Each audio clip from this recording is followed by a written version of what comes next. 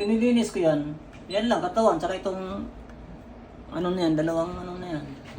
Cons. Oo, kasabay yan sa dalawang ate ko. Magkakasabay kayong bumili niya. F3. Yan, sa refrigerant yung F3. Guys, papunta tayo ngayon sa Sunshineville para mag-check up. Let's go! Concern niya ito, ma'am, hindi po nalamig. Tama po, ma'am. Oo, hindi nalamig. Check ko lang po muna, ma'am. May narga ng preyon po. Patanong na lang po ako. Gusto kalahati na siguro? Matagal na rin po.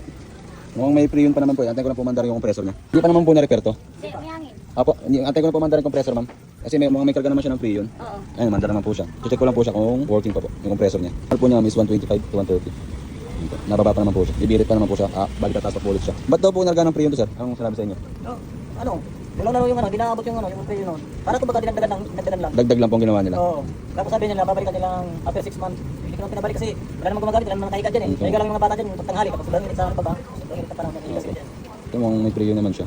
Ito, Tutuloy siya. oo, turo. Ito Lumalamig naman po, sir. Ito po, ituturo ko sa inyo, isa ro. Sa mode po natin yan, naka-cool na po yan, winter sign siya. Ito po yung sa option niya sa mode po. Pag kinalik ko siya ng isa, nilipat po siya sa dry.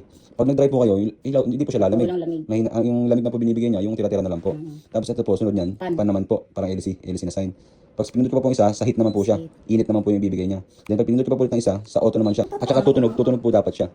Tutunog siya na nalipat po siya dito sa sign Tapos na to. mag-clock na gano'n-gano'n yan eh. Ayun po, pag sa starting niya, yun yung sabi ko kay ma'am, ito, sa starting po nito, mag-blink po, normal po sa umpisa yun. Kumbaga starting niya po yun eh. Starting. Pero pag umandar na po siya, stop na po siyang ganyan. Pero once na nag-blink pa po siya ng, umandar na po ng ganito, tapos nag-blink pa po siya ng mga ilang minuto or oras, may problema po siya, may error po siyang ini-indicate po. Pero wala naman po, sabi naman po ni ma'am, wala naman po napansin na umandar na po to, tapos hindi na po siya nag-blink. Oo. Diba? Ibig sabihin po, wala pong error na sign. Yun po. Kumbaga ayos, napansin niyo po ba siya na ito, standby na siya ngayon. Tapos mga ilang oras, nag-blink siya, hindi na naman po.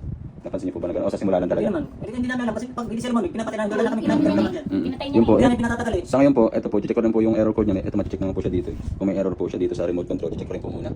Sa ngayon po, hindi na monitor naman po. Okay po yung karga ng preyon eh. Wala naman pong problema. Kaya ito, observation po muna tayo.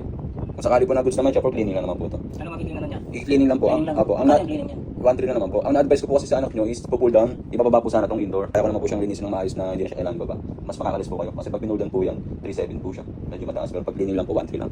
Kaya, Ganyan na amis eh. dito ko na po siya lilinisin. May dala naman po akong gamit. Kung gusto niyo naman po linisin. Ito yung pinaka-error code niya. Ito ang pipindutin niyo po. Ito pong check.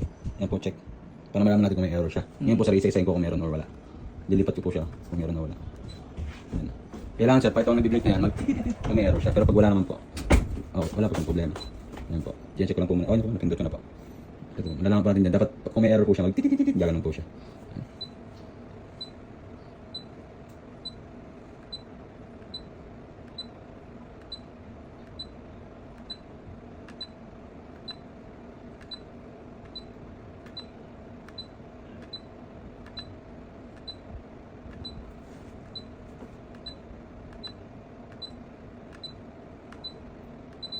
Ano yung error? 1D. Ayan sir, ito po yung sa inyo, 1D. May meron siyang binigyan ng error code.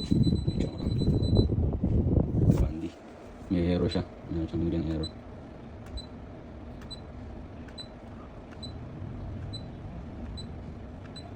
May error siyang isa.